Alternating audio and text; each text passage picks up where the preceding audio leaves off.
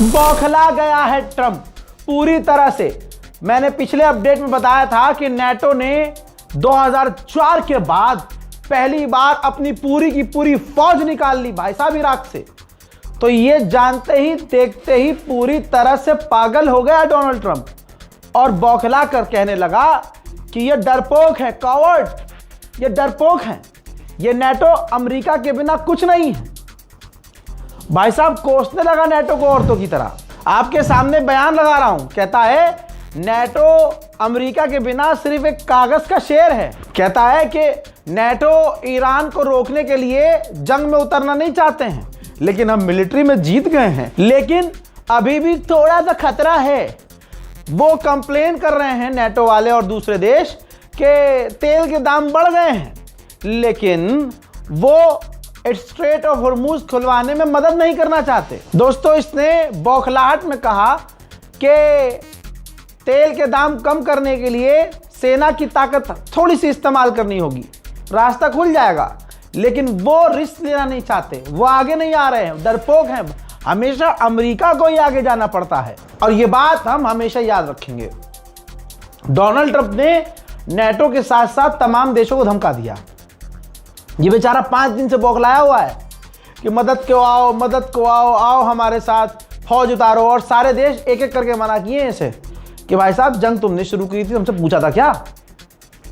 जब ईरान पर हमला किया था आपने हमसे पूछा था? वॉर हमसे डिस्कस की थी? नहीं की थी। तो आप अपने हिसाब से लड़ रहे हो, लड़ो। बौखलाया हुआ है ट्रंप पूरी तरह से। अपने स्टेटमेंट में, ताज़ा बयान में ट्रंप ने कहा फर्क इतना है कि 2 हफ्ते पहले ईरान के पास नेवी थी, बड़े जहाज थे, आज उनके पास कुछ नहीं है, सब कुछ तबाह कर दिया है। मैंने अपनी फौज से कहा तबाह क्यों कर दिया? उनकी शिप कैसी थी? उन्होंने कहा कि शिप बहुत बढ़िया थी, अच्छी थी। मैंने कहा फिर तबाह क्यों किया? हम उसको इस्तेमाल करते, डकैती मार लेते। तो फौज ने मुझे जवाब दिया कि हम उसको कैसे इस्तेमाल करते हमें नहीं पता, क्योंकि वो बिल्कुल अलग थी। यानी ये ईरान को कमज़ोर बताने के चक्कर में ईरान को मजबूत साबित कर रहा है ट्रंप। यानी जहाज भी ईरान का खुद का बनाया हुआ था, ईरान के वॉरशिप भी ईरान के खुद के बनाए थे, कहीं इंपोर्ट नहीं किए थे, और वो काफ़ी बेहतर थे। अमेरिका के कमांडर को तो कोट कर रहा है ना ट्रंप। तो फिर ये बात कहाँ से आई कि भैया अच्छे थे, हम उसको इस्तेमाल कर सकते थे? ट्रंप ने ये बात कही इस्तेमाल कर सकते थे। तो यही तो बात है कि वो इतने जहाज अच्छे थे और ईरान तमाम चीज़ खोने के बाद भी इनके हिसाब से कह रहा है फिर स्ट्रेट ऑफ हॉर्मुज में आओ। एक तरफ जहां इसने ये कहा कि भाई ईरान की नेवी खत्म हो गई है, तो फिर ये स्ट्रेट ऑफ हॉर्मुज में जा क्यों नहीं रहा है? इसको पूरी दुनिया क्यों चाहिए? पूरी दुनिया की फौज क्यों चाहिए एक अकेले ईरान के खिलाफ? दुनिया का एक कुत्ता भी ट्रंप पर भरोसा नहीं कर रहा है, जिस तरह की वो स्टेटमेंट दे रहा है। 10 दिन पहले ही वो अपनी जीत की घोषणा कर चुका था और कितना जीता है वो दुनिया देख रही है। ताज़ा बयान में उसने ये भी कहा कि हम ईरान से बात करना चाहते हैं, लेकिन उनके पास कोई बात करने के लिए नहीं है। ये देखकर हमें अच्छा लग रहा है, हमने बिल्कुल उन्हें बेकार कर दिया है। चाइना और रूस के जो वहाँ हथियार तैनात थे, हमने अपनी आंखों के आगे उसको खराब होते देखा है। याद रखिएगा, इस दुनिया में कोई किसी का नहीं है, याद रखिएगा। अभी तक हम जो भरोसा कर रहे थे रशिया पर, आपको पता है मतलब की दुनिया है। रिपोर्ट आपकी स्क्रीन पर है, अमेरिका का अखबार है, वॉल स्ट्रीट जर्नल है।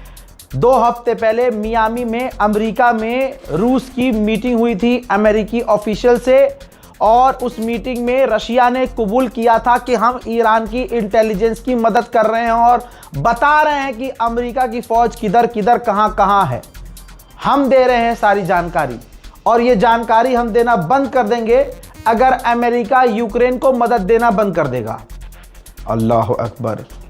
यानी अगर अमेरिका यूक्रेन की मदद देने के लिए मना कर दे कि हम यूक्रेन को मदद नहीं देंगे, तो रशिया पूरी तरह से ईरान को अकेला छोड़ देगा। It's a game. तो ईरान पर कोई एहसान नहीं कर रहा है रशिया, अगर मदद कर रहा है। अब इस खुलासे के बाद हड़कंप मचा हुआ है कि रशिया क्या कर रहा था। मेरे दोस्तों, इस मीटिंग में रूस को अमेरिका ने मना कर दिया कि नहीं, हम यूक्रेन की मदद करना बंद नहीं करेंगे, जिसके बाद रशिया चिढ़ गया और रशिया ने ईरान को और ज़्यादा इंटेल सपोर्ट देना शुरू कर दिया। अमेरिका के यहाँ एक ग्रुप है, एक डिपार्टमेंट है anti terror department, counter terror department, उसका जो हेड है उसने 3 दिन पहले रिजाइन दिया, जो केंट। अब उसके पास जो जानकारी होगी वो आपके पास, मेरे पास, अड़ोस पड़ोस के पास तो नहीं होगी। जो केंट ने ऐसा खुलासा किया है एक पॉडकास्ट में, इंटरव्यू में, कि पूरी अमेरिका और इजराइल की सरकार नंगी हो गई है और लोगों के अंदर गुस्सा है।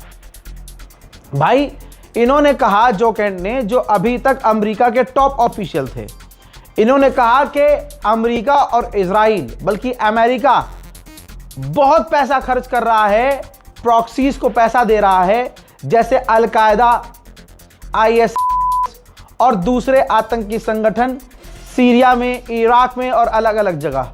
अमेरिका सबको पैसा दे रहा है ताकि वो लोग इजराइल के लिए काम करें, इजराइल के इंटरेस्ट को बचाने के लिए काम करें।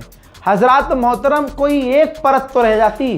पूरी तरह से सच दुनिया के सामने आ चुका है कि आज मैं जो 4 साल से चीख रहा हूं कि ये जो IS है, जो अल्लाह अकबर का नाम, दीन का नाम लेकर आतंक फैलाते हैं, इसको बनाने वाला कोई मुस्लिम तंजीम नहीं है, इसको बनाने वाला अमेरिका है। आज अमेरिका के काउंटर टेररिज्म के हेड ने रिजाइन देने के बाद सच खोल दिया है। शेयर कीजिएगा इस वीडियो को। उधर चाइना और फ्रांस के अधिकारियों ने फोन पर बात की है और कहा है कि मिडिल ईस्ट में जो क्राइसिस आ रहे हैं, दोनों मिलकर साथ इससे बाहर आ सकते हैं। इंटरनेशनल एनर्जी एजेंसी का बयान यह है कि अगर आज भी गल्फ खुल जाता है, समुद्र रास्ते खुल जाते हैं, पर्शियन गल्फ खुल जाता है, स्ट्रेट ऑफ हॉर्मुज खुल जाता है, तो दोबारा से उसी चाल में चलने पर, दोबारा से उसी रूट में आने पर 6 महीने लगेंगे। यानी दुनिया भूल जाए, डीजल पेट्रोल के दाम तो हर हाल में बढ़ेंगे। अब लीजिए, आदित्यदार को अब और थर्ड पार्ट बनाना ही नहीं पड़ेगा, वरना अगर अभी भी आप इस तेल गैस की कमी की वजह से हमारी जीत हो रही है ये नहीं मानेंगे, तो आदित्यदार धुरंधर 3 में ये साबित कर देगा कि ये मोदी जी का स्ट्रोक है। मोदी जी गए क्यों थे नेतन्याहू से मिलने? इसीलिए तो गए थे कि भाई तुम हमला कर दो, क्योंकि गैस और तेल का पूरा टैंकर पाकिस्तान चुरा कर उसमें ब्लास्ट करके कश्मीर में धमाका करना चाहता है। तो अगर तुम ऐसा कर दोगे तो पूरी दुनिया में तेल और गैस की कमी हो जाएगी, अमेरिका प्लान ही नहीं कर पाएगा। ले भाई आदित्यदार, स्क्रिप्ट तो मैंने तुझे दे दी। तो हजरात मोहतरम, ऐसी घटिया फिल्म और आगे ना बनानी पड़े। आप पहले ही मान लो कि मोदी जी का मास्टर स्ट्रोक है, हमने तो मान लिया। भारत की कंपनी इंडियन ऑयल ने स्टेटमेंट जारी किया है, कहा है कि क्रूड ऑयल का जो प्राइस है ग्लोबल लेवल पर $71 से बढ़कर $156 पर बैरल पहुंच चुका है सिर्फ 20 दिनों में। लेकिन हम इंडिया के अंदर ऐसा कोई भी पैसे में बढ़ाव नहीं कर रहे हैं, लेकिन पेट्रोल के दाम हमारे यहाँ हमने ₹2 पर लीटर सिर्फ बढ़ा दिए हैं। अमेरिका ब्रिटेन के एयरबेस से अपने परमाणु बॉम्बर उड़ाकर ईरान पर हमला करवा रहा है। ईरान के विदेश मंत्री ने डायरेक्ट फोन किया था ब्रिटेन को और ब्रिटेन के ऑफिशियल से बात करके सीधी धमकी दी थी कि अगर आप अपने बेस का इस्तेमाल करने दे रहे हैं हम पर हमला करवाने के लिए, तो फिर हम भी जवाबी कार्रवाई करेंगे। ब्रिटेन ने 4-5 घंटे मीटिंग की और उसके बाद अब ईरान को धमकी दी कि अगर हमारे मिलिट्री बेस को टारगेट किया तो अच्छा नहीं होगा। अब सुनिए मेन खबर। अमेरिका और इजराइल की इंटेलिजेंस ने जानकारी शेयर की है कि इतने कत्लेआम के बाद, ईरान में इतने असैसिनेशन के बाद, टॉप लीडरों को मारने के बाद भी कोई ऐसे आसार नहीं दिख रहे हैं जिससे ईरान की रिजीम गिर जाए। इतना बौखला गया है अमेरिका कि ये देखिए अब पैसा फेंक रहा है। जो ईरान के IRGC के टॉप अब लीडर जो बचे हुए हैं उनके ऊपर इसने $10 मिलियन का इनाम रख दिया है।